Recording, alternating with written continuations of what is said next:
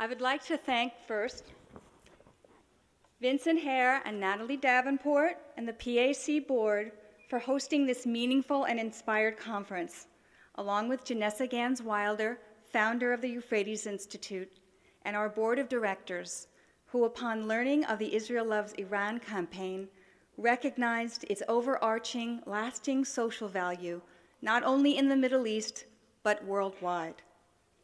The selection of Ronny Edry as the Euphrates Institute Visionary of the Year was unanimous and wholehearted.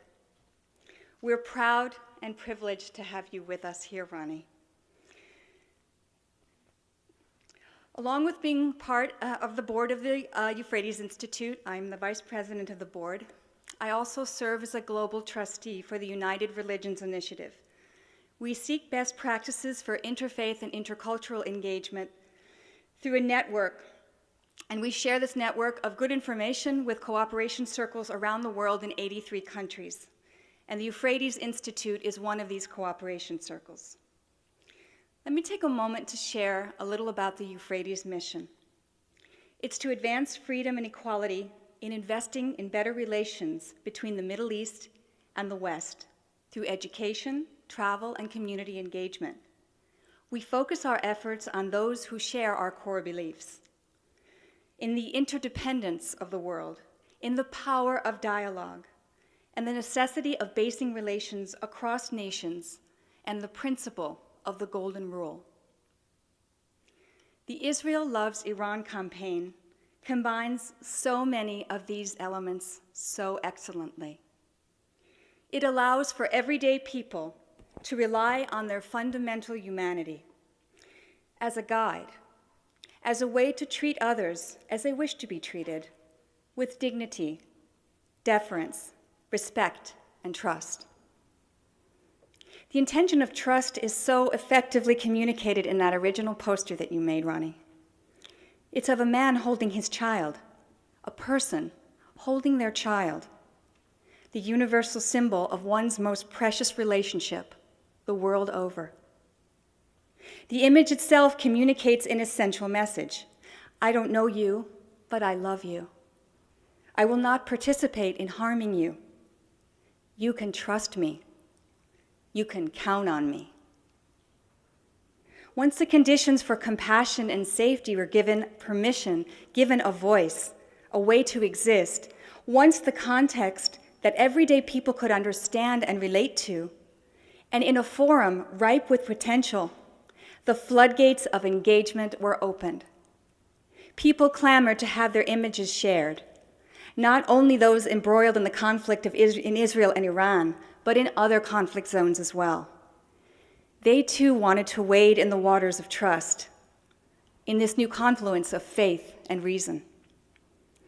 Universal truths, once revealed, can never be denied.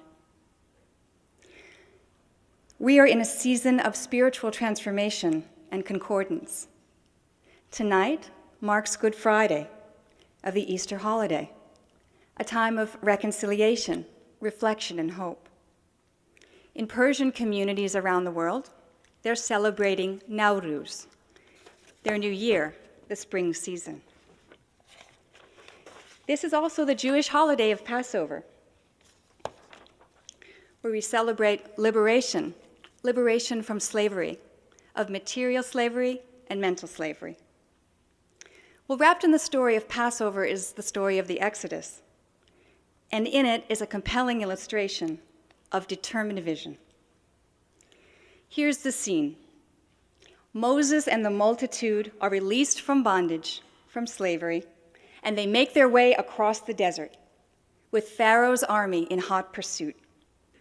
They reach the banks of the Red Sea, and now they need a miracle, and fast. The people clamor and turn to Moses, their leader, for an answer. None came.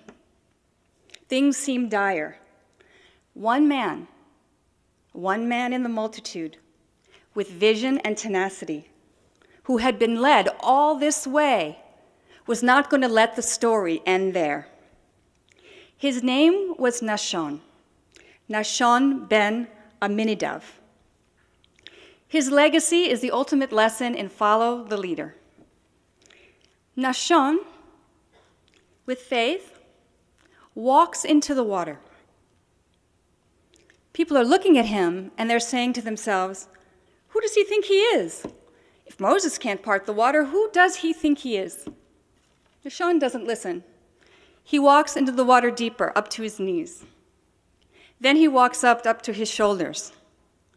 And when it comes as he walks, determined, knowing that the promise of coming to the other side would not be waylaid, as soon as it seemed that the current was going to sweep over him, the waters began to part. One man with vision and purpose, one man in the multitude, had faith. The faith and trust that he alone could begin a transformation. And the transformation could begin from the bottom up and not the top down. This changed the course of history, and true change comes from the likes of people who see the challenge and act to get the job done. While in Israel last week, President Obama echoed the same message. Ronny, you have been chosen as Visionary of the Year because you began a campaign of human engagement. Human engagement that reflects the excellence of the Euphrates mission. Your keen recognition of the world's interdependence. Your willingness to engage in dialogue through courageous conversations which hold a deep and abiding reverence for the other. Your messaging fosters dialogue and empowers peer-to-peer diplomacy. You are making the impossible possible. Thank you for recognizing the interdependence of the human family. Thank you, Euphrates Institute. And thank you, Principia College, for being a catalyst in amplifying this vision in the wider world. We thank you, Ronny. You are changing the world, and we are with you. Congratulations.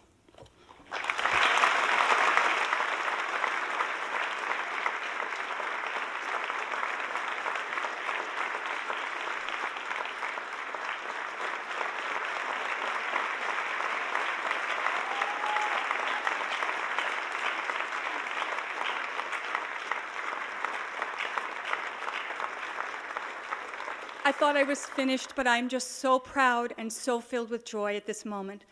Please bring your questions. Let's have dialogue. Let's bring the future here. Let's make peace. Thank you.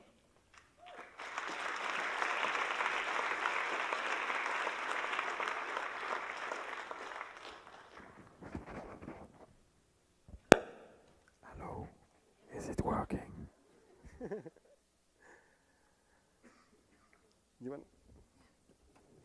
So we will now have questions, and you can just form lines at the microphones.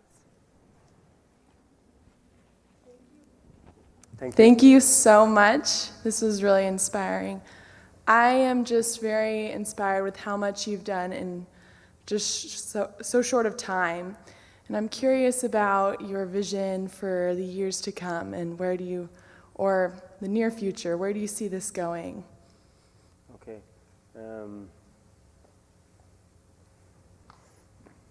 I cannot sitting. I'm too excited. My legs are like.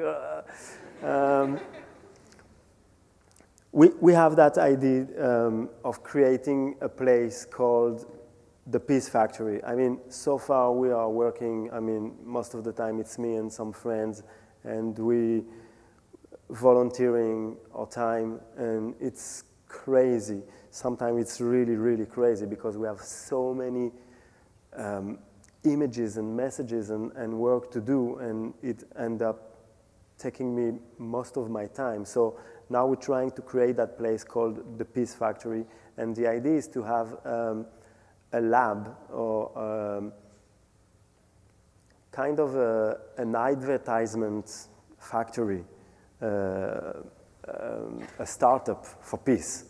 And it's a place, it's going to be in Tel Aviv, and the idea is to bring some people from the Middle East to work with us, creative people, creative mind like graphic designer, movie makers, coders, people who know their way around Facebook and creating apps and that kind of stuff, and bringing them from Egypt, Lebanon, Jordan, I don't know, wherever we can bring them from, Palestine, bring some Iranian from Germany, from the States, and work together for 1 month, 2 times a year. So this is our big idea, creating that place and making it work. I'm gonna leave here 2 days from now, and we're gonna meet some nice people in New York, and I hope they're gonna found us, because to make that happen, we're gonna need some fund. But if it's working, I mean, next month, we're gonna start bringing people in Tel Aviv and working on that idea. I hope that answers your question. Casey? Hi, Ronny. Hi. First of all, you're awesome. And my question, you mentioned that people said that they were kind of afraid of getting in trouble when they posted pictures of themselves. I guess, was there any trouble, or did you run into any trouble from the government, from other people? Like, what kind of challenges did you have to overcome in doing this? You know, me personally, I didn't have any problems. I mean, in Israel, we're still living in a democracy, so it's easy for me to go on internet and to say whatever I want to say. I'm still allowed to do that. A lot of people didn't like it, but so they speak their mind, but it was okay. I think it's coming with the territory. I mean, it was kind of a sign to me that it was working, because I get so many bad answers and messages at some point. I mean, from Israel, from other places. There was a time when we were like attacked on the Facebook page. It was like kind of some job from some people, I don't know where from, but they were coming on the page at 9 in the morning until 5, and they were just bombarding the page with some horrible stuff, images from dead children and war zone and whatever. So the idea to them was, we're gonna make the page so impossible to watch from other, because they're gonna see all these ugly pictures, so they're gonna have to close it. Or at least they're gonna have to close the opportunity to let everybody say something on the page. But we didn't want to do that. We want everybody to be able to go on the page and say whatever they want. So we just, again, I bring some friends, and I just give them the assignment of going on the page and deleting for hours those crazy comments and images, and it was like a day-to-day job. So this was really difficult, but that was the most difficult. I think for Iranian, it's way more dangerous than for Israeli, and those guys sending their pictures and having their pictures printed on Israeli bus in Tel Aviv, this is crazy courageous for them. I mean, I'm like just, you know, it's not hard for me. It's crazy for them to do that, because they're living in a crazy regime. I mean, yeah, I'm using the word again, crazy regime, but they can get in trouble. But so far, we didn't have any, we don't have any stories that somebody has been arrested or something like that.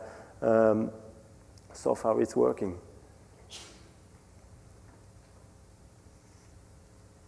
Hi, Ronny. What is the most challenging part of what you do, and what is the most rewarding part of what you do?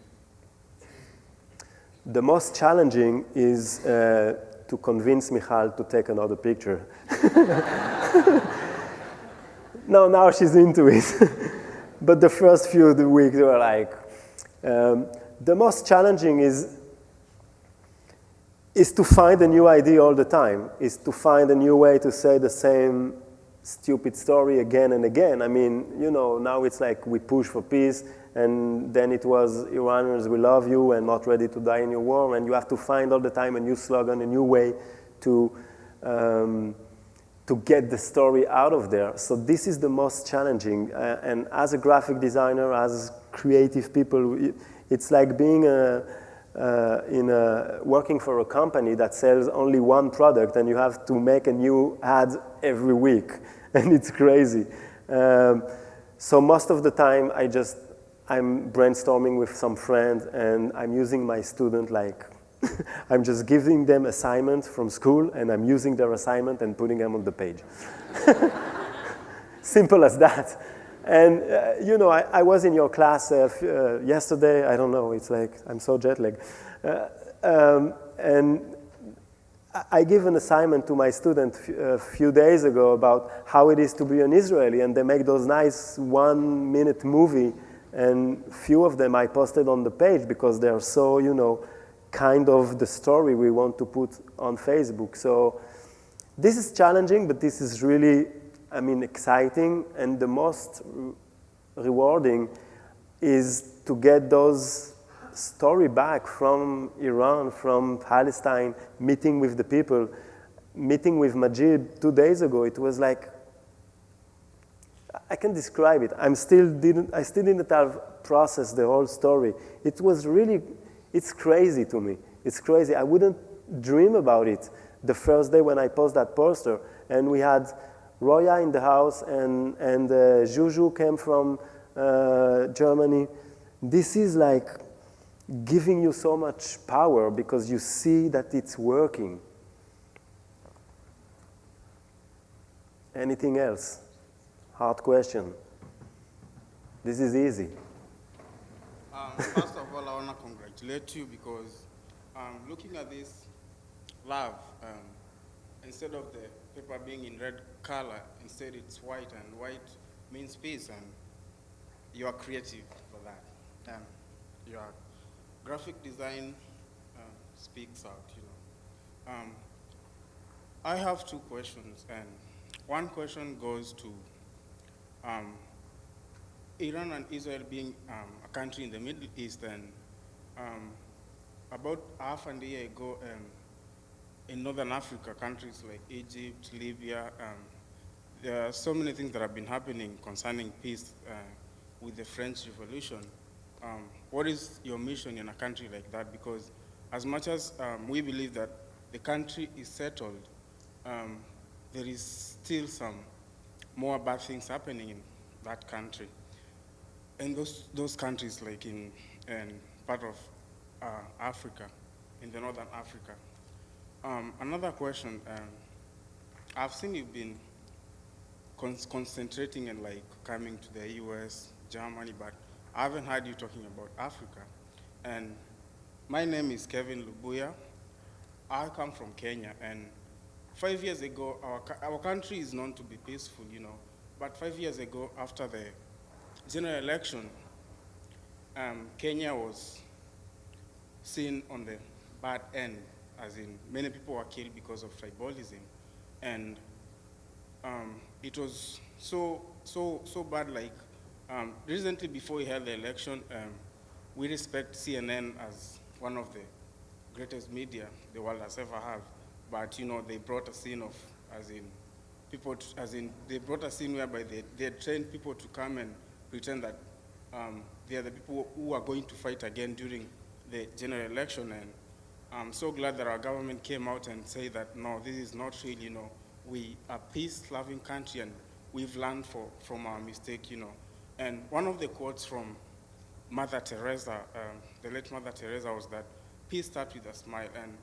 I'm really glad because it was through social media, not negative social media, whereby people create scenes just to come and show the world that these people are not yet in that peace manner, but everyday media could talk of peace, like you have to understand that Kenya is like a one tribe, not 43 tribes, and I'm so glad that after that, right now, we have peace, even though like the presidential election, like there is a petition that there is some kind of weird things about who won the presidency, but through that we still have that people are still staying in peace, waiting for the verdict that is supposed to be announced tomorrow. And my hope is that our country will still be a peace-loving nation. And so my question to you, as you continue to nurture this term of peace all over the world, and specifically between Palestine, Iranians, and the Israelis. What is your thought about Africa? Thank you. Okay, thank you.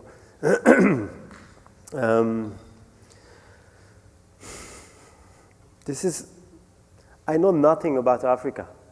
I mean, to be frank, I know what most of people know, and I know what I see on TV, and I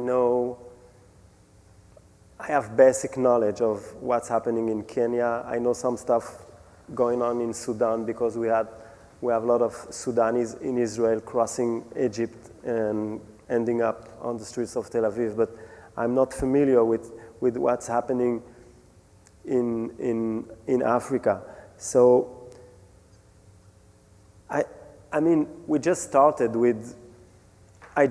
with what I know, and I know my country, and I know the country surrounding Israel, and the first threat was Iran, so we talk about Iran. We're talking about Palestine, and we're trying to create a bridge in the Middle East, and believe me, this is hard enough for one person. So I try to focus on, the Middle East and creating connection between Israel and Iraq, Iran, Palestine, Jordan, I mean, all those people.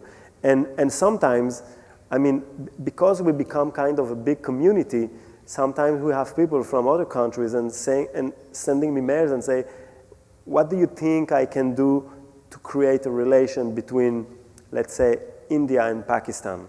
So I have talked with a lot of people, and I always ending up the same answer. Open a page. I will help you. We will give you the graphics. We will make them for you even if you need. Just do it, and we will back you up. So we have this. I talk with those guys. They're from Stanford University, and there are some Indian student there and a Pakistani student, and they wanted to open a page, and they end up talking to me. So they opened a page called Romancing the Border, and it's a page about India love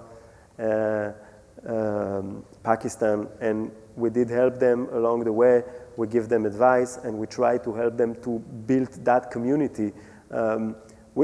I can do more than that. I can be the one that helps you create the first spark, and then it's your job. So maybe you want to open a page about, your country and the country you think you need to communicate with, and I'll be happy to help you to do that. If you need my help, I'm here 2 more days, and then we can talk online. Really, I mean it. Hey, Ronny, thank you for being here and bringing your family. My question is, since you've started this, have you seen any sort of, or have you perceived any sort of change in the community or on the streets besides just what you see online? Israelis are really, really cynical. We have seen everything. Nobody wants to talk about peace. A lot of people are crazy about peace coming, but it's like nobody's believed that it's ever going to happen. So it's like, okay, peacemakers, we got you. It's hard to getting there, but we have opened so many eyes, and I have so many students telling me, friends, I have Iranian friends, I'm talking to them. We have all these pages, private pages, kind of spin-off of the big page, where you have communities of friends from Iran and Israel talking together, sharing some stuff, meeting places in the world. And so this is how you change things. You open the eyes, you rehumanize the faces of the enemy. And that's a long process. And I can't tell you now we did it. But we may have opened few eyes, and that's the first steps.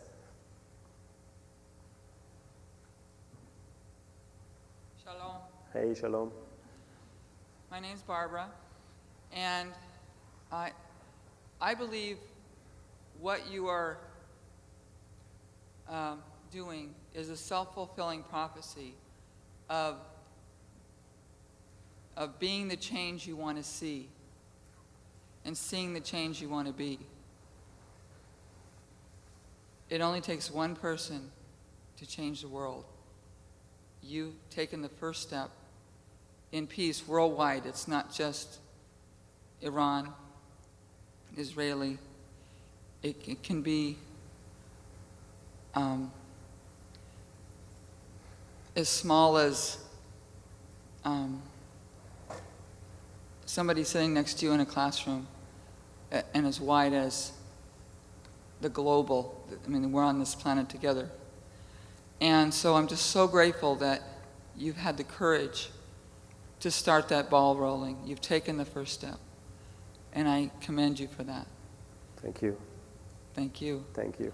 And what I want to ask is, how can we help every single country find peace amongst its borders so that this globe is a globe, is the earth, it's our planet.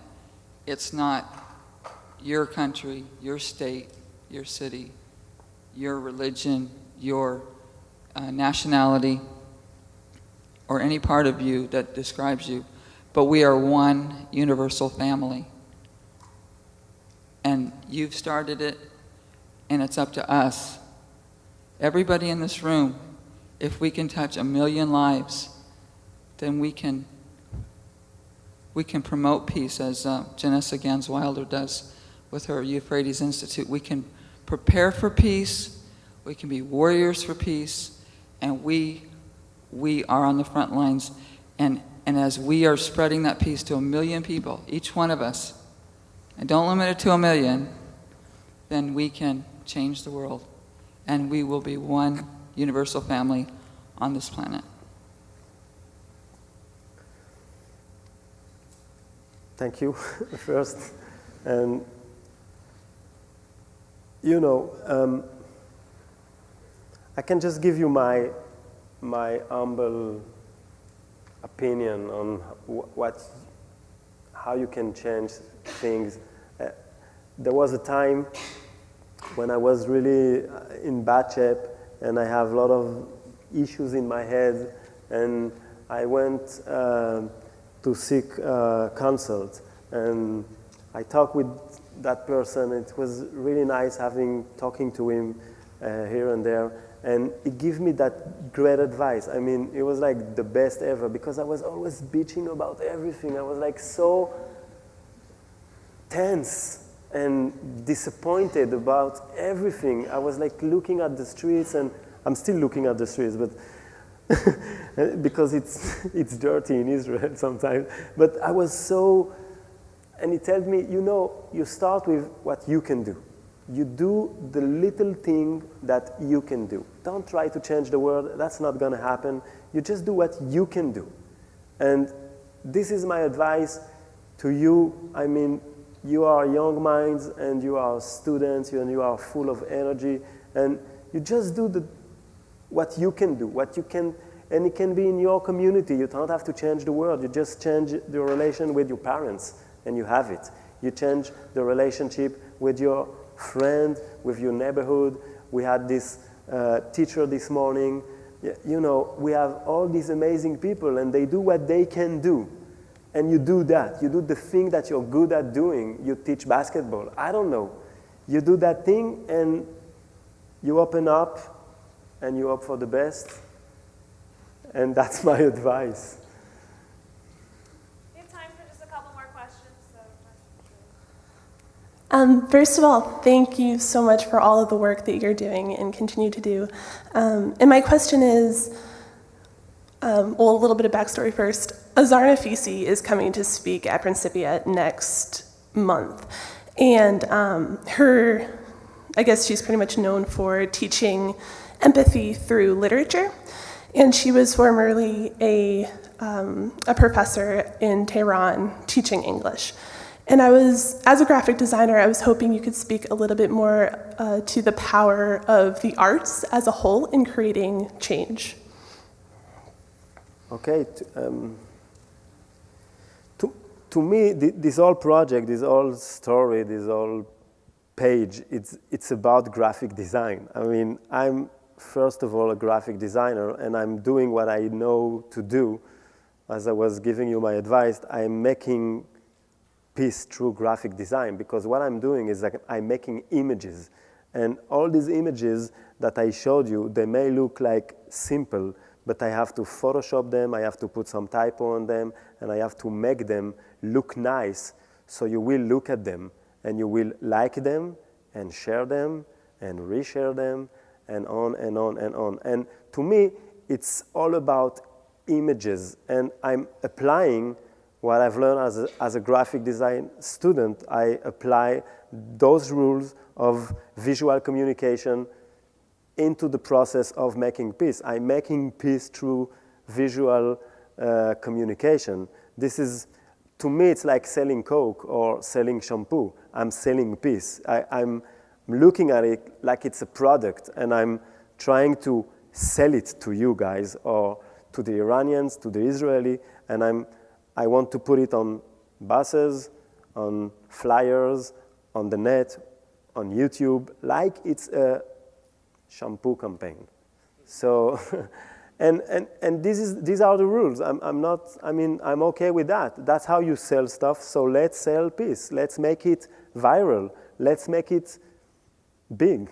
So people will like it, and they will want it, and they will use it, and they will share it, and they will, and there will be peace. Hi, thank you for everything that you've done. It's amazing. I just wanted to ask, what empowered you? How did you get to the point where you decided to make that poster that like went viral? What were your support structures? Like, what gave you that? Yeah. Again, it's like it's part of being an artist or a graphic designer. This is my way of processing the word. I mean, I made so many posters before that one.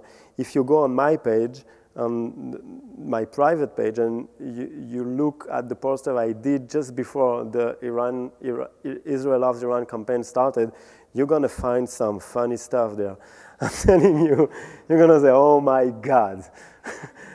Because I have so many stuff to say about so many things, and in Israel, so many things are happening all the time. So every time something happens, and I go to Michal and I ask her to take a picture. And she's like, oh no, not again. And I'm making that poster and I'm posting it, and that's it. And I do that for years. Even before Facebook, I was making posters and putting them on the streets, on real paper. And then Facebook come up and I was like, oh, hallelujah, thank you, God. No need for more glue and paper. I can just do every day a new one. That's my way of processing the world. Thank you, Ron. Thank you, guys. Thank you.